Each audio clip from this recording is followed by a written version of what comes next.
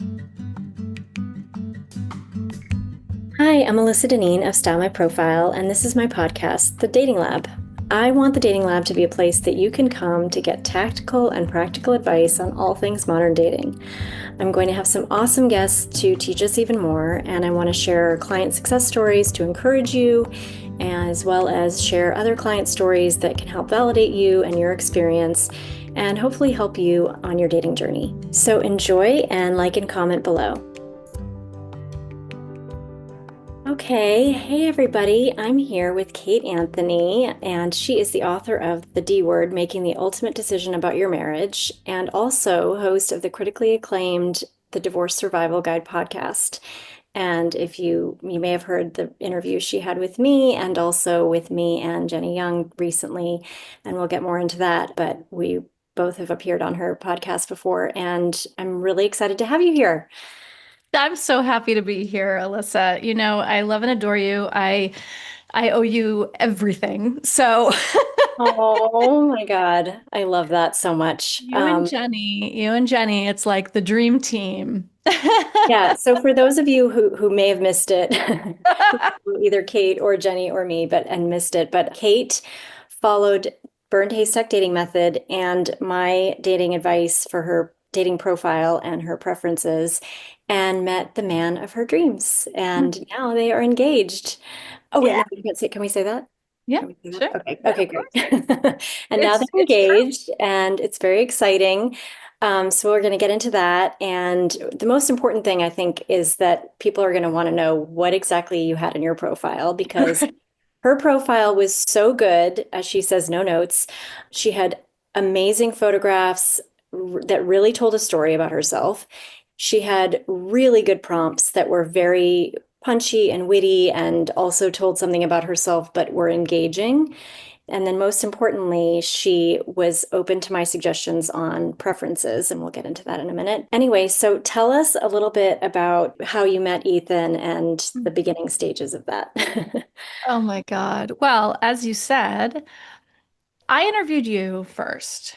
And whenever I interview a dating coach, I'm like, I don't know, they make it sound so easy. Maybe I should get back out there. And, you know, I had been single for 8 years. I had not been in a relationship for 8 years. I had gone on maybe small handful of dates. So you Uh, were on the apps sort of dabbling here and I there. was here and there dabbling. I had not been on the apps for over a year at that point. Okay. And then before that, it was probably 2 years. You know, it was one of those things where, like, every once in a while, I'm like, oh God, okay, I guess I should try again, right? Yeah. And then it would always be the same results. And I would maybe go on a date or two with somebody who, I will not. I had gotten to the point in my dating where I'm not going to like go on a date with somebody that I don't already think is like a decent human being, right? No red Right. flags, all of that. I'm really good at vetting a profile at this point. I've been divorced for 16 years, and online dating was really, I've been dating since before the algorithms. I've been Mm. online dating since before the algorithms took Wow. over, Okay. I right? love that Before actually. Tinder, Yeah. right? When you had to Right. like search and read and people had to really write things about themselves, right? So that's how long I've been doing this. So Yeah. I've gotten pretty good at it from the perspective of like vetting a profile. But they were just not matches, right? There was just not anything that was gonna stand out or be something that I could, write home about. But when I interviewed you, I was like, okay, well maybe there's something to if I had my profile was, crafted a little bit better with your help or whatever. If I set up the preferences, whatever. And then you introduced me to Jennie. And when I learned about Burned Haystack, I was like, okay, so this is kind of the missing piece for me because every time I would swipe left on somebody, they would end up back in my feed. I felt like I've been seeing the same people, some of them for 16 years. Wow. Yeah. So, I Yeah. mean, really, and I'm like, dude, you are using the same pictures that I saw in your profile over on Match.com in 2010. Oh Like, my God. That tell is me. really funny, actually. I Yeah. mean, really. So it was really just like, okay, let me just give this one more shot. Mm-hmm. But I felt like I was doing it differently this time. Mm-hmm. And I set it all up and I sent you the video of my profile and you said you were like, I this is very rare, but I have no notes, but the only thing is you need to adjust your preferences to preferences, not deal Deal breakers. breakers. And Yeah. I was like, Exactly. yeah, but I don't want to date somebody who lives really far away or like, how is that going to work or whatever. And then I was like, okay, okay, okay. I'll do it. I'll Yeah. do it. And I think I had been swiping for 3 or 4 days or something when Ethan's profile and burning. I had Mm-hmm. been blocking to You were burn. blocking. Yeah. I Oh, and was don't forget, this was blocking. on Hinge. I don't know if we mentioned that. This is on This was Hinge. on Hinge. I had been blocking to burn for like 4 or 5 days or something, maybe a week or so when Ethan's profile came up. And I just took one look at his first photo and I was like, whoa, what is that? And, I should say that Ethan has the most beautiful eyes. I mean, Yeah. objectively, the most, anyone Objectively. who's No, it's ever true. met him is like, or Yeah. seen him is like, holy And any of shit. you that have seen the photos of them together, you know exactly what she's talking about. Right. And so I was like, whoa. And he was like, wearing pink shorts. So I was like, okay, like you're saying something about your masculinity if you're showing up in a dating profile and your main picture in pink, right? Yep. And But- tattoos coming out of his sleeves. And I was like, "Rrr." And then, and they, and then in his profile, there was a lot about his values, what he believes, what he stands for. He's like, in the let's make sure we're on the same page about DEI, a woman's right to choose, Amazing. no MAGA, no, like all of the things. And then he had a pride flag and a trans flag. And I was like, that's the man for me. Someone who like literally says it out loud. He's not like, he doesn't say it in a performative way, like I'm Hmm. a feminist or I believe women. What's that? I Right. don't remember what the rhetorical pattern is called that Jenny's identified. The one like where men talk about what women should be, and it's like, bleh, Yes. Yeah, I right? know. I know. And so I wrote to him immediately, and he wrote back immediately, and right away. It was easy. There was no beating around the bush. There were no games. He was communicative. He centered, so then he started by backing up what he claimed to be in his profile, didn't claim to be, but his values in his profile Hmm. by centering me, by being absolutely respectful, never commenting on my looks. The only thing he commented on was like, I love your sneakers in your profile picture because I was wearing my Adidas Superstars and he loves them. And he was like, that picture, he's like, as soon as I saw your shell tops, I was like, like Right, right. commenting on my shoes, not Yeah, yeah. how hot I was or whatever. That's awesome. And I want to just draw attention really quickly to the fact that you were both very responsive. You reached out right away, and also want to draw Yes, attention to that fact that women don't have to wait for the man in hetero situations for the man to reach out first. They can that's right. absolutely reach out first. If you feel Absolutely. comfortable doing so, definitely do so. Yep. And that he was immediately responsive. So just want to point that Mm-hmm. out because I think a lot of people get Yes. stuck in the messaging land because of not being responsive both ways, Yes. And Yes. so The whole like, the member from the rules, like wait 3 days to call or something, right? yeah. Like, no, no, we're No, not doing because that for the anymore. right person, you don't need to do that. You just don't. You simply don't. Yeah, Yeah, if you're interested, show them you're interested, right? exactly. And and Exactly. the other thing that Ethan did was like we communicated for a day back and forth, totally great. Mm-hmm. Never disappeared. Or if he did, he was like, hey, be right back. I need to go do, something or whatever. I need to jump in Yep. the I shower. love I'll be that. right back. Right. Which he still to this day does. That's what he Mhm. tells me when he's going offline or I'm going into work. I'm right. And then he said to me one day, he said, listen, or the next morning, he said, hey, I just want to let you know that I'm going into work and they block this app at work and the cell service is pretty spotty. So I get off work at 2:30. I'll be home by about 2:45. So I'll be able to connect again then. Have a great day. Hmm. Hmm. Yeah, so communicative. Yes. And I was like, oh. And then I was like, well, if it's easier, by that point, I was like, whatever. If it's easier, here's my number.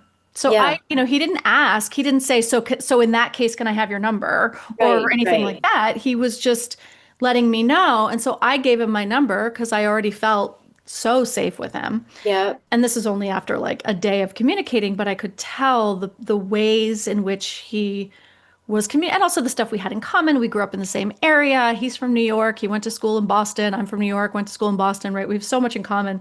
that's really amazing, actually. And then Yeah. and in California. I mean, it's Uh-huh. And he always said, he was like, I'm just looking for that rare woman who grew up in New York, who like lives in Southern California, right? Like he wanted somebody who grew up in New York because there is this sort of ethos, right? yeah. There is Mhm. just a commonality with us. So then he didn't get that message until that afternoon and he texted me. And so then we were texting for a few more days. And then what happened was he was not kind of asking me out assertively on a date for that weekend, Hmm. right? Hmm. So, because we connected on a Monday and then we were chatting throughout the weekend and it was like Thursday and I was like, okay, the weekend's coming. And then he said, hey, do you want to do a FaceTime this weekend? And I was like, yeah, so here's what I'm thinking. Because Right. this is me, very direct communicator. And I said, so here's what I'm thinking. I would love to have a FaceTime with you this weekend. I also know that next weekend I am back to back busy. My girlfriend had like a bunch of events and I was like, and I let him know that. I was like, it's my one of my best friends. She's getting an award on Friday night and then there's a party at her house on Saturday. Hmm. So I'm really busy next weekend. So if it goes well, it'll be another 2 weeks because, oh, I should say, spoiler, also forgot to mention, he lives 2 hours away. Right, right. Yes. Yeah. That was one of the important things that he would never have come up in my feed had Alyssa not told me to make my distance a preference, not a deal breaker. Exactly. And because of the blocking to burn, it forced the algorithm further and further Right, out. And right. had I made that a deal breaker, it would never have shown me Ethan. 100%. I know, exactly. Exactly. And of course, we would all love to meet someone who lives down the street. I mean, yeah, in a perfect Yeah, world. but But I would guess have what? met him by now, by the way, Right. right? In Yeah, 16 exactly. years, I would have Exactly. met him. So I said, listen, here's the deal. I would love to do a FaceTime with you this weekend. However, next weekend, I'm super busy and I don't really have time. I won't be able to go on a date. So here's what I'm thinking. Let's do a FaceTime tomorrow, which was Friday. And then if it goes well, maybe we can get together this weekend, like on Yeah. Sunday. And Yeah. he was like, damn. No games. This is a woman who is assertive, but not pushy, but she just says what she wants. She's like, he loved that. He Yeah. loved that. Yeah. And look, a lot of men wouldn't love that Right. and they would feel threatened by that or whatever. And that's not my man. And And I then would that's not for you. right, Exactly. It's like exactly. be yourself and know right away whether it's going to be a match, right? I Exactly. know. Exactly. And Love he that. loved that about me. He was like, holy shit, I love that. Okay. And so we Mhm. had our FaceTime on the Friday. And How long was your FaceTime call? it was like an hour and a half and could have gone on. Yeah, Yeah, I'm sure. could Yeah. have gone on for a lot longer, but we were finally like, okay, I have to pee. Okay, I have to go to bed. Right, right. But then we were like, so Sunday, right? Yeah, yeah. Like it was obvious. A no-brainer. Yeah. And I knew like going into Sunday, I was like, oh boy, oh boy. And as I was driving, we met like halfway between our houses. And as I was driving down there, I was like, I feel like my whole life is about to change. Wow. I Wow. just knew it. I I hadn't just heard knew you it. say And that. Yeah. it That's was, incredible. yeah. Hmm. Oh my God. Okay. So, all right. So then you guys meet and there was chemistry right away, right? Oh, yes. Even, but it sounds like even really in messaging, there was chemistry. In messaging, And there the was FaceTime. chemistry. Yeah. In Yeah. FaceTime, there was chemistry. And then when we met in person, there was not just chemistry, but there was just ease. Mm-hmm. There Mm-hmm. was so much ease. And the one thing I feel about Ethan is that I am 100% all facets of myself with him.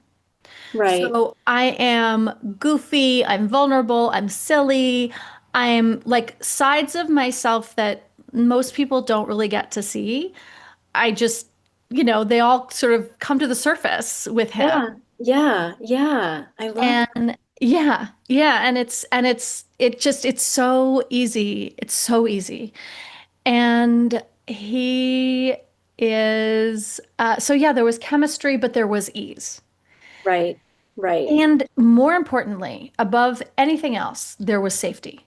Mm-hmm. I Mm-hmm. never felt I never felt like, I have never felt in his presence, I have never felt like prey. Right. And Right. for a woman, a cis hetero woman, I think that that is very unusual. Mm-hmm. I never on our dates, on our early dates, I certainly never felt like he was trying to get anything. He was never trying to like push the boundary. He was, Mm-hmm. I asked him I was like, are you going to kiss me now?"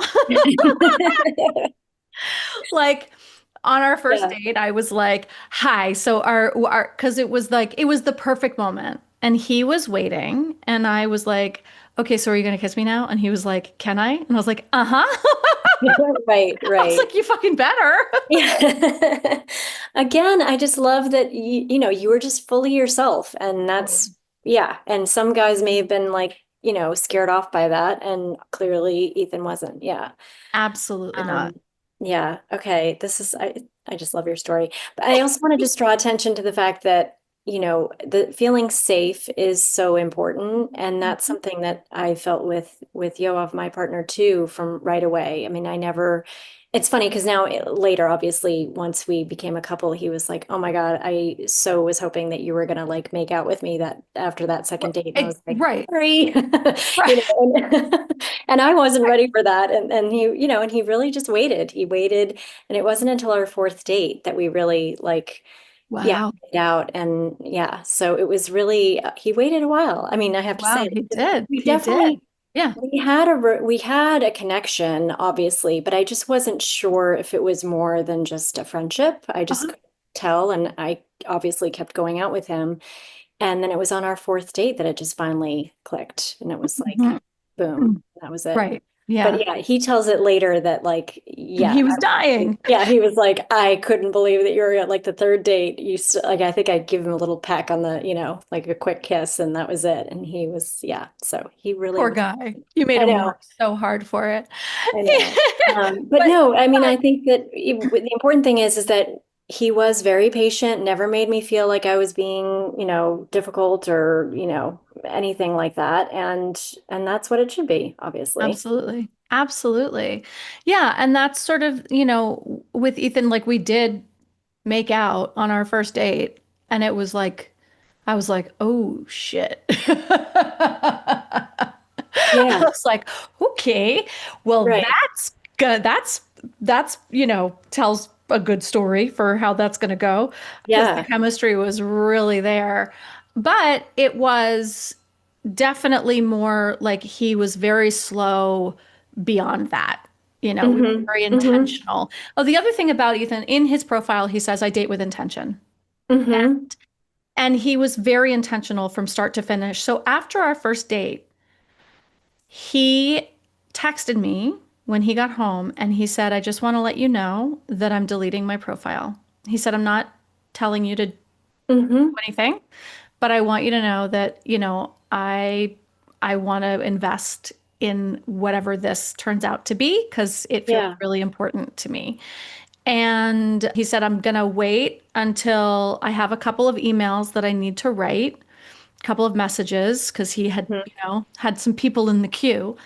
Right, And right. he was like, I want to be intentional and be kind. I don't believe in ghosting people. So I'm going to write some messages and then wait for the responses. And then I'm going to shut down my. Major, major green flag. I mean, I can't even, Absolutely. yeah. Absolutely. Right. If only Ethan could teach the rest of, mankind. and I mean man, the Right. rest of them out there how to date. True though, I mean Absolutely. that is really just so considerate. It Eh, really, and that's what I mean, I Yeah. think ideally as a dating coach I would like everybody to do. It unfortunately doesn't happen that way, but Well, right. But I mean, it is. yeah. It's considerate. I mean, to me, it's like it's a huge green flag, but also it's like, oh my God, it's human decency. Like, Yes, exactly. right? Like yeah, that's how It's far just away we've gotten from even decency in dating. right. Exactly. And Yeah. again, being that like, I said I've been online dating since before there were algorithms. I've been online dating since before it became normal to just not respond to messages. Right, right. Right? Because in the Yeah. beginning, it used to be, oh, thank you so much for your message. Unfortunately, I don't think we're a match. Right, right. Right? You Oh, can we responded go to back to those people. days? Yeah, I'd like to go back to before the algorithms, that's I for sure. know, I know. So, I mean, the algorithm, I guess, did bring me but I had to cheat it. I had to, we had to You had to employ the force burned it. Right, haystack you had to method force and it. force I it. know. Absolutely. So, yeah. And that's how it's been from that point on. That's exactly how this energy, this intentionality, the kindness, the love, the centering my safety and experience, like that has not changed one Hmm. iota. Hmm. And the clear communication, I'm sure that's And the like, clear communication and yeah. not feeling like prey or just And always never questioning what's happening and never, never. yeah, or where they are or why haven't I heard from him or yeah. Oh my God, I feel like no. when it's the right person, you don't think all those things. You don't have that That's right. anxiety feeling. Yeah. I was sort of looking at him the other night. We were lying in bed. I think it was the night after he proposed, and we were just lying in bed, and we were like, our faces were super close, and we were looking into each other's eyes, and it was so beautiful and so connected. And he was just saying how much he loved me and how much he wanted to just spend his life taking care of me and making sure that I feel safe and loved and all these things. And I thought, while absorbing all of this, I just thought, oh my gosh, why are people so afraid of this? Yeah.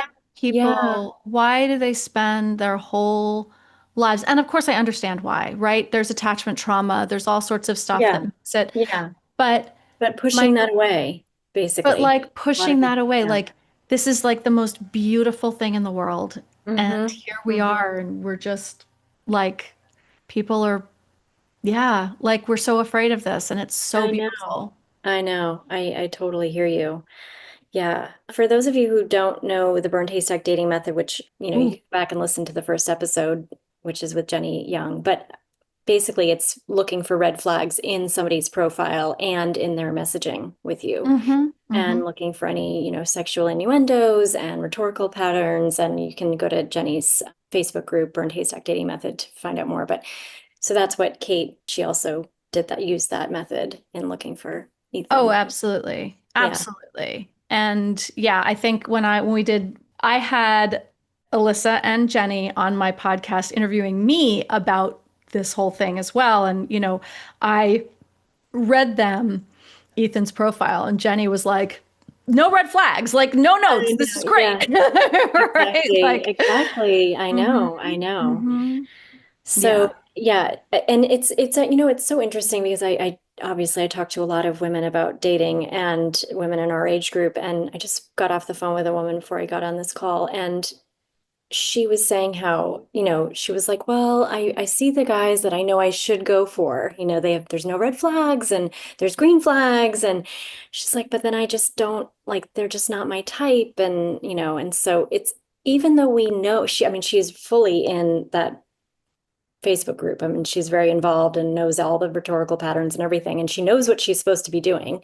That's right. So it's interesting because she's still trying to get herself there, and I was like, Yeah. let's talk more about this. We're going to start coaching. But, Good. I think just getting into what makes you not even want to meet that person in real life, and Yeah. because what I say all the time, until I'm blue in the face, but you cannot get to know somebody through messaging with them, through texting. Mm-mm. You just can't. You have to. at least have a phone call, but you have to meet in person face to face. You just have to. And that's really That's the right. only way to truly get to know somebody and know whether you like them or don't like them. That's So, right. That's right. Absolutely. Yeah. And, yeah, because dating isn't theoretical, yeah. right? Like, Yes. it's not. Right. It's an active participation process. Yeah. We have to Yeah. do it.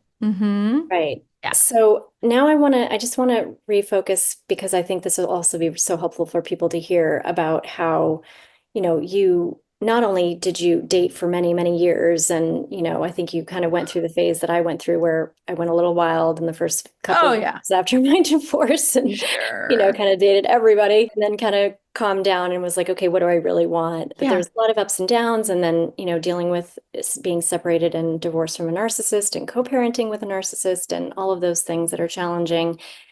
And then we both came out on the other side. And so I just wanted to draw attention to the fact that, first of all, that, but also I just That's want to hear right. a little bit more about your story and I guess how you've kind of, I mean, Kate has truly come out on the other side, not just because she's now engaged to the love of her life, but also that she's on good terms with her ex. And I mean, and they've fostered this co-parenting relationship. And I think that's truly incredible. So I want to hear a little bit about that too. Well, yeah. And I preface all of this with we have been divorced for 16 years. Hmm. So a lot of people, when they hear my story about my ex, they're like, oh, that's what I want. And I'm like, okay, stop. Because Yeah. yes, it's a great goal. And the only reason my ex and I have a good relationship now is because I started off incredibly in the wrong way, where we dove right into being best friends right away, and it crashed and burned in spectacular fashion. Oh, And interesting. yeah, oh yeah, it was bad because I was married to a very emotionally abusive narcissist who was a compulsive cheater. I actually did not know about the level of infidelity. I actually didn't, I should have known. All the signs were there. I had caught him out in a Hmm. million lies, but I was in so much denial. It was insane Hmm. Hmm. that I just sort of pretended like it wasn't happening. And then when I watched him cheat on everybody after me, Hmm. and knowing that he had cheated on everyone before me, I was like, okay. So you didn't even, that's not even, that wasn't really the cause of your separation or divorce. No, it was the abuse. It was the Wow. emotional Yeah. abuse. It was Okay. the psychological torture. It was the gaslighting. It was the manipulation. It was the constant criticism. It Hmm. was the deep contempt. There was just all of that. I mean, we did not get along ever. It wasn't like, I mean, I guess we would have fun together in certain aspects, but, Hmm. we would go to a party, we would leave the party, I would get the list of all the things that I had done wrong, all the ways that I was Hmm. a little bit embarrassing and I should have talked like Hmm. that, or the Hmm. list of the ways that I should behave in order to make him feel better. And if he wouldn't be angry or he wouldn't be upset if I was just more like this. And it's a moving target. So you're always like, oh, okay. And Yeah. then you do that thing.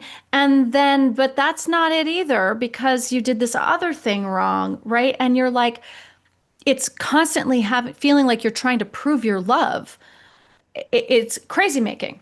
It is. And then moving the goalpost is always, yeah, was always the biggest. I'm like, wait, I just did exactly what you wanted. And now, wait, that's not the But goal anymore. nope, So, nope, nope, okay. nope, because you Now didn't we're do on it to different things. quite. Yeah. Yep, nope, we didn't do it quite the right way though.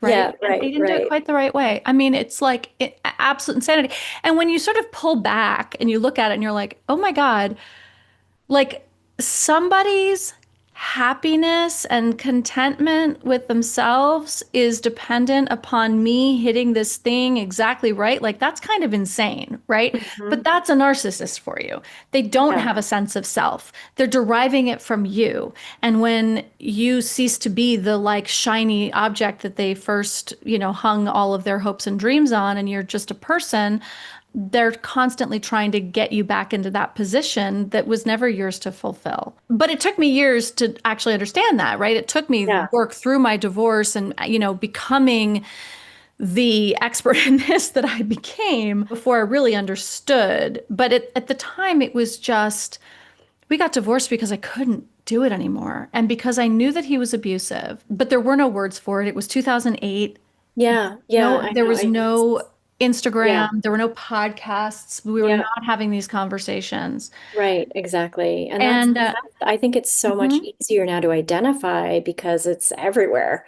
But I mean, even in And that's 2014, when I left my marriage, there was very little even then. mhm. And a friend of mine, I remember, sent me a PDF, like an ebook, basically. Uh-huh. Someone, I could get you the name of the person because I think she's pretty famous in that world. But anyway, she sent me a PDF ebook on narcissism and narcissistic abuse. And I was like, wait a minute, that's literally like every box was checked. But now there's just so much more information. I feel like I would have Right. maybe been able to identify it sooner. But anyway, yeah.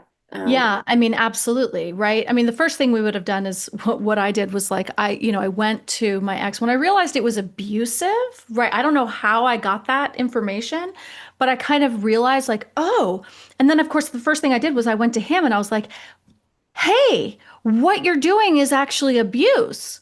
Right? mhm. Thinking that he would go, "Oh, wait a minute, but I love you. I wouldn't want to abuse you. Why, Right. but that's not how that works." No. Um, so No, it does not work that way. But what got me out was I had this very clear defining moment where I realized that if I stayed, my son was going to become an abuser. Hmm. Hmm. And Yes. that was the moment that I was like, oh, because everyone was telling me to stay for my son and, all of that stuff. And I was Yep. like, oh, I have to, the only way that I save him, that I protect him is by getting out of this. Yeah, and I have to say I'm mirroring you because that was the one thing that finally got me to make the move too, is that I have two daughters Right. and I kept thinking I cannot let them see this, that this is normal and That's this right. a relationship looks like or a marriage Yeah, looks like because it's not. that's right. And yeah, I ended up leaving, because of I wanted to protect them from seeing it and they were pretty young at the time too. So I was like, they can't grow up seeing this every day. Yeah. No, So, absolutely. Absolutely. Because you know that they will, this is their model. This is the big myth is that, you're supposed to stay in your marriage for your children. But if you, and one of my clarifying questions to my clients is this the relationship you want for your kids? And, right, you know, right, almost 100% will say, oh my God, no.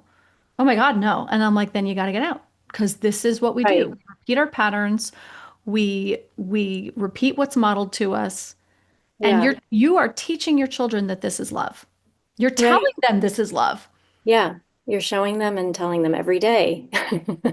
every Yeah, day. This is love. This is love. yeah, And I it's know. not. It's Right. not. So yeah, so I did. I got out and I started dating, on the non-algorithmic apps where everyone had to like write things about themselves. And yeah, I dated. I mean, I have horror stories, as we all do, right? I mean, Yeah, just horror yes. stories of all the, you know, because I didn't know how to vet a profile, because I didn't know what I was, looking for. I didn't, and so whatever. But it was great. It was fun. In my marriage, we hadn't had sex for years because he told me I wasn't a sexual person. Mm-hmm. Same. Yours too? Uh-huh. Yeah, I wasn't a sexual person. Turns out I am, Yeah, yeah, exactly. Yeah, that's what I which discovered I too. discovered, Yeah. which was a great discovery. Yeah, I feel yeah. like early dating out of divorce it's a great, I mean, I think ultimately, if what you want is a loving, intimate relationship, you should take that time. You should take that year to kind of heal Mm-hmm. from all of those things. But then, if you go into early dating really thinking of it as I'm here to learn about myself, right? Mm-hmm. It's not even about Like, them. I'm just here you to learn about myself. You're going to get some awesome lessons out of it. I couldn't agree more. In fact, Yeah. I love telling that story to newly divorced women specifically because especially ones that have come out of a bad situation or an abusive marriage, I felt like dating for me was so good for me. I Oh, mean, yeah. I really like I discovered who I was again. I didn't remember Right. who I was even. I mean, you know how it Right. is. You're in a relationship like that and you completely lose yourself. You're Absolutely. constantly trying to be something that you're not and Mm-hmm. somebody's expectations. But anyway, Right. I felt like it was a great tool for me to learn more about myself and also learn what I wanted in my next partner. That's right. Wanted and didn't Absolutely. want. So Hmm. yeah, I agree with you. I mean, I think if as long as you go into it knowing I'm not ready for a relationship, but I want to just have fun and, rediscover myself, I think it can be really, really eye-opening, actually. Yeah. Absolutely. Absolutely. I didn't. I went out there being like, well, I'm going to find my next husband in, 2 seconds, right? Like, I'm Oh, like, same. okay, I mean, fine. I was like, for a few months I did the like, wild, crazy, and then I was like, okay, now I think I'm ready to meet my next husband, which I'm obviously ready. I so That's right. was not. Luckily, I didn't meet you up for another year and a half after that. But anyway, yeah, I know it's funny how you think you're ready, and I look back and I'm like, there is no way I was ready for Oh a my relationship. God. No. No. Anyway, yeah. Well, anyway, thank you for sharing your story. And I think, it Absolutely. is really so inspiring. Just everything, your whole story, the whole timeline actually is so inspiring. Just leaving your marriage, dating a lot, finally finding your dream partner and having a relationship with your ex. I think it's just all, yeah. Yeah, and there's a couple things I want to say about that. Like first is like, I did a lot of dating and then I did a lot of healing because Hmm. it was like I was dating, da, da, da, da, da, and then I was like, okay, stop. And then what happened in there too was also I got sober. And I was like, Right, right. Yeah. I just was like, okay, now I have to like process everything that I was kind of drinking to mask and Hmm. all of the grief and all of the trauma from my divorce and the marriage kind of hit me at once. And so I had a lot of work to do. And so then I was like single for 8 years, right? I was really, and I had become content with being alone. I wasn't Yeah. happy about it, but I was content. Right, right. I I think got a that's few really more important to mention, cats. actually. Yeah, that Yes, that's right. yeah. I was content. Hmm. I was here. What I was not willing to settle. And Right. so it became clear to me that my own company was far preferable to anything toxic. Yeah. And so I got more cats and I was like, okay. And that's basically when I met Ethan. I was Right, like, right. gosh, Oh, and actually, I wait, hope so you like what's he, cats. does Ethan like cats? That's the big question. Not only does Ethan like cats, he is the cat whisperer. So Oh my he's like God. the Pied Piper. He used to work down at a like spa resort in Mexico, and Uh-huh. there were a lot of feral cats around, and he would walk down the paths, and all the cats would be following him. My God. You Yeah, really did find your I mean dream it's person. insane. Incredible. My cats are more affectionate with him now than they are with me. I'm like, listen, Wow. That's buddy. funny. That's really funny. Oh my Yeah. God. And he's a cat lover. Okay. Well, I mean, I right? Did I score? Did I yeah, score?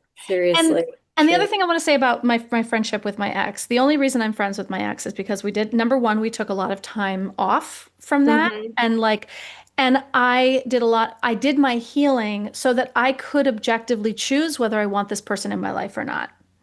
And and because he has done a lot of work to confront his own demons and his own behaviors and his own patterns, and he has made amends, right? I have been able to choose him as a friend Hmm. from a place of healing, not from like a default, like, well, he's here. And because he wasn't abusing Yeah. me, Right. Okay. Yeah. I and mean, that's very important. that is very important. That is actually a Hmm. big, good distinction too, I think, because with my ex, who I would love to have had a friendship by now, it's been 10 years, but I can't foresee that happening because he still is abusive when he can be. I mean, it's very few opportunities that he has, but any opportunity he has, he takes. So, Right, so exactly. I And have so to that keep my person, boundaries up. Yeah, I have to keep well, yeah. yeah, he doesn't deserve your friendship, Right, right. Yeah, yeah. right? I mean, then that's the thing is that like I mean, my friendship with David is based on now like a mutuality. And think I told you before we hit recording, when Ethan and I got engaged on Friday, David came over with flowers and a card. That's so wonderful, honestly. That is really, I mean, that really sounds like he has done some work on himself, Oh, like absolutely. to get to Absolutely. that point. Yeah. Absolutely. Yeah. And he's so, can I read you the card that he wrote? Because it's Yes. Oh sweet. my God, please. He said, Ethan and Kate, congratulations. You guys are wonderful and so obviously meant to be. Like light and glitter radiate off of you. I'm so glad you found each other. Oh, that is Right? From my beautiful. ex-husband. Oh Like, my how God. sweet. Bravo. Bravo. Right? Right? You and him. Yeah. Yeah. Yeah. Yeah. So that's why I'm able to be friends with him. Right. But Yes. it is an active choice. It wasn't Right. a It's like, not like I'm just stuck with him and yeah, exactly. mhm, That's a big distinction too. Yeah. yes. Yeah.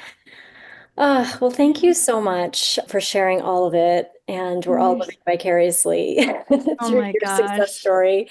Um, Alyssa, I thank know, you. engaged and moving in together. It's very exciting. And I do want to show people your profile, actually. I Oh know yeah, at one point sure. we talked about that. So I want to we'll figure out the best way to share that, whether that's on, Instagram or Yeah, absolutely.